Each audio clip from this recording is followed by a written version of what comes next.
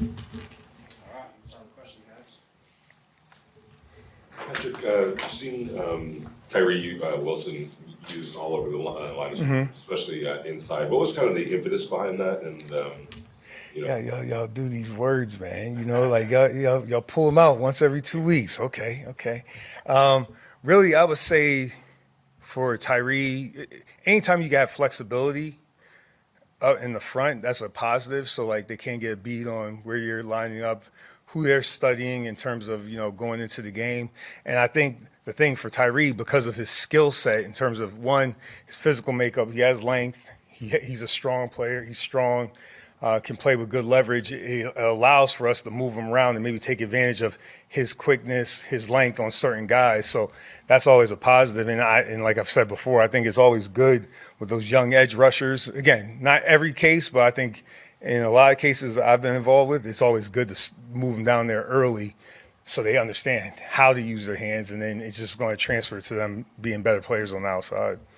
Coach, a couple of days ago, Antonio Pierce was talking about Malcolm Kuntz and said that you guys have kind of had to adapt how you coach the player, more so kind of adapting the player to what you guys do. What's been the overall structure of how that's looked from developing Malcolm Kuntz? Well, I can't speak for AP, but I could take you through what I think happened with Malcolm.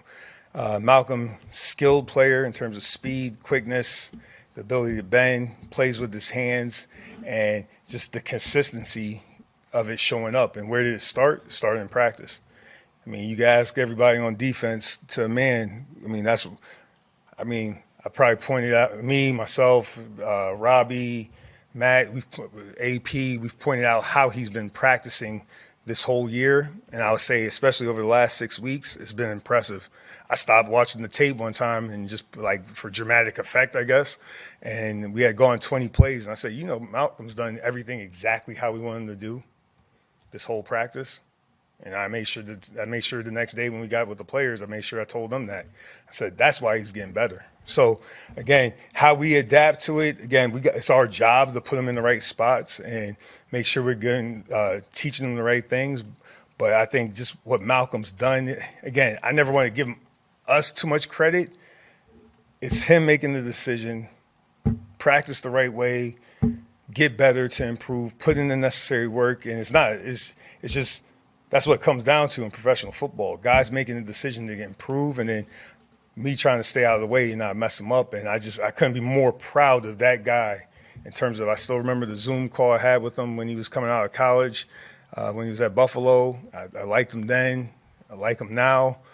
Great player. I mean, he's just improving every day, and it started with practice. So it's not just coach speak when we say that. I mean, you probably could ask him that, but I don't want to speak for him. going back to Tyree, how much have you seen maybe in terms of just development of his confidence and just his belief of what he's doing?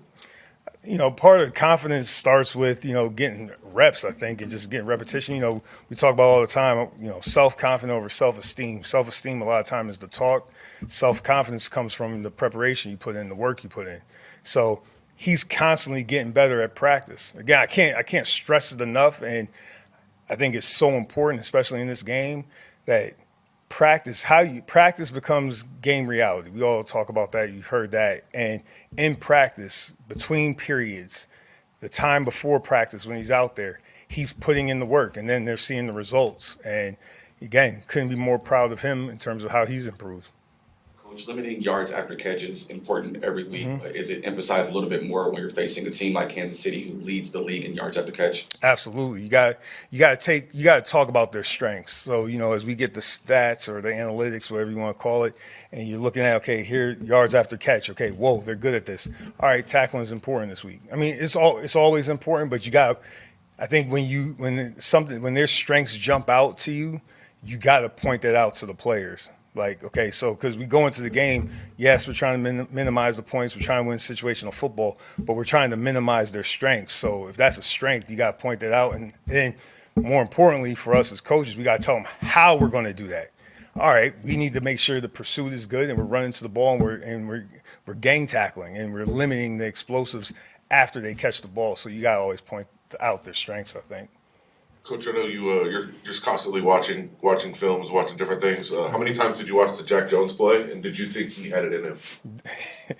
I probably watched it 4 to 6 times, and did I think he have it in him? Yeah. I mean, good player. I mean, and he studied the tape. You know, again, we go back to that 4x1.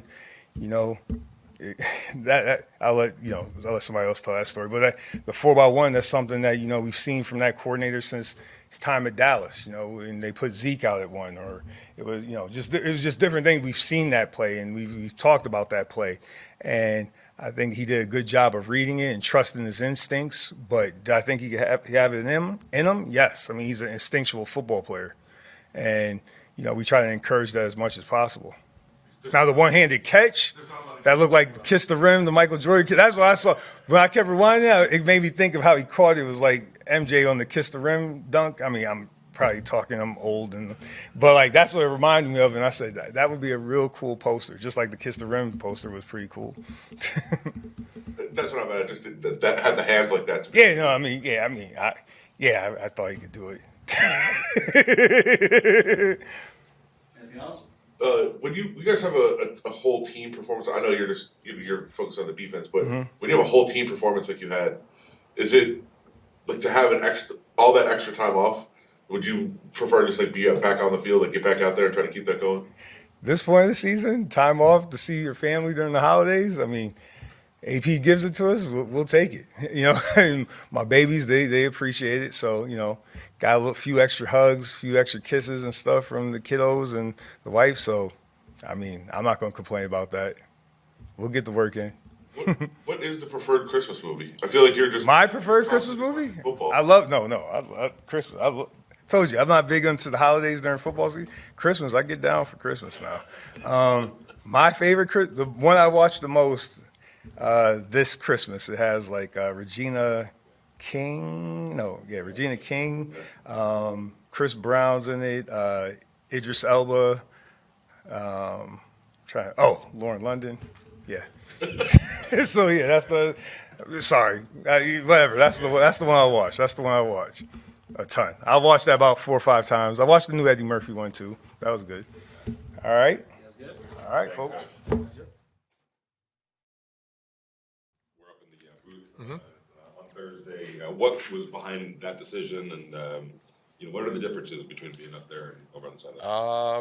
The difference is obviously you can see the full field from kind of you guys are up there. You can really see it pretty quickly, so you get instant feedback, which is important as a play caller, and that was an advantage for sure. Communication quicker, I thought, adjustments, and so it was a different vantage point for sure because it takes out, you're just sitting in a box, kind of soundproof.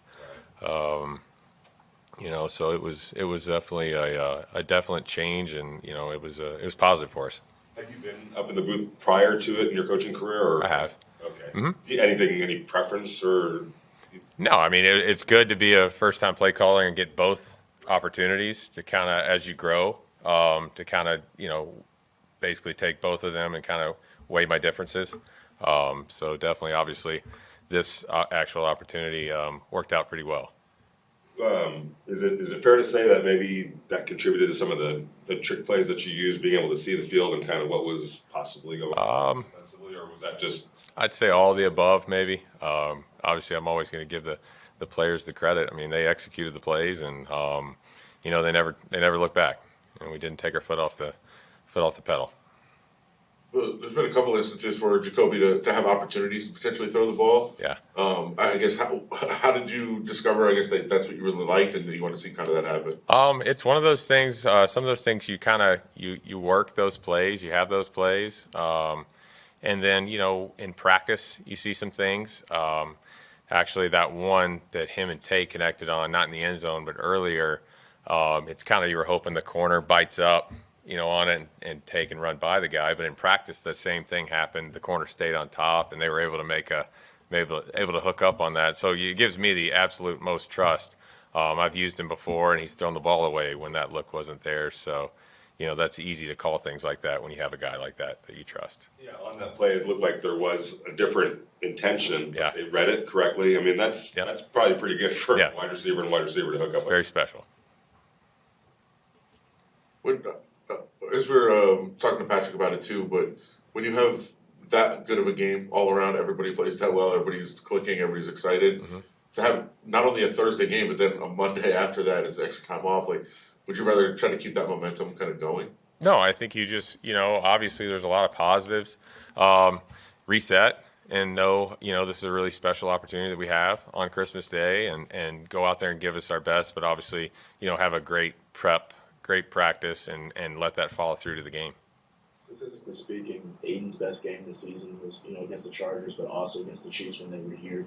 When you watch the film from that game, despite how good he played, what are some other things that you could tell him to kind of prepare for this game as well? Every week's a new challenge. He's learning every week. I'm learning every week. From that game, obviously, in this prior game is protecting the football. That was important, and he just playing with that ability to play fast and kind of learn from anything that came up in this game and the prior game versus the Chiefs will be important going forward. Coach, how much does it differ for you on game day when you're calling plays for Josh to be your bell cow versus running back by committee like you did on Thursday? Yeah, it was those guys. I was excited for those guys to get the opportunity. Josh was really trying hard to get back, and I really respect that. And but we'll continue to just keep putting the ball in our players' hands and give them the best opportunity to be successful. Had a couple of injuries on the offensive line, but a guy that stepped up, Jordan Meredith. Can you just share, what has he meant to the team just in his role as kind of revert, kind of on the offensive line, kind of having to step up? Again, great opportunity for somebody to go out there on a big time showcase, and he played well. He's physical, he's smart, he's tough, and he he's shown that all through. Even in the spring, in the fall, and he just keeps progressing. And Carm and Cam have done a great job with him.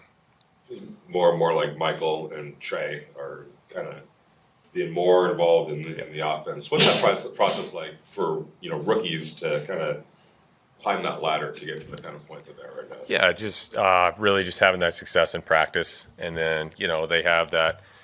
Those plays that they know that's gonna come their way, and executing that and having that opportunity, and just continue to build on that.